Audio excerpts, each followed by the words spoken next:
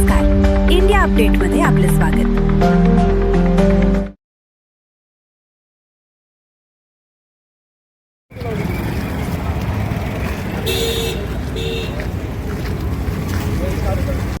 आरोपीची दीड काढण्यात आली।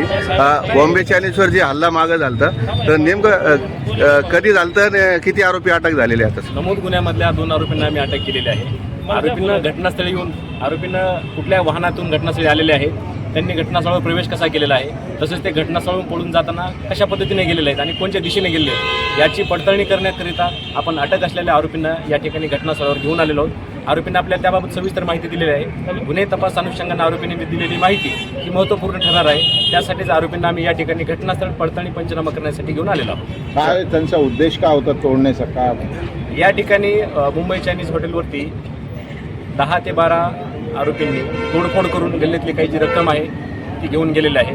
त्याच अनुषंगाने तपास सुरू आहे। म्हणजे त्यांचा उद्देश का लूटमारचा होता? तर तपास सुरू आहे सध्या, त्याबद्दल प्राथमिक स्वरूपात आता सध्या बाकीच्या आरोपींचा तपास पण देखील शोध देखील सुरू आहे।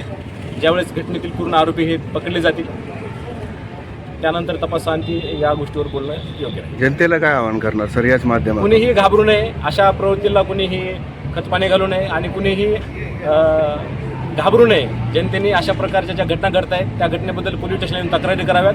पोलीस प्रशासन जे आहे ते कायदा व सुव्यवस्था राखण्यासाठी जनतेच्या पाठीशी भक्कमपणे उभे आहे हे सांगण्याचा प्रयत्न आमचा आहे।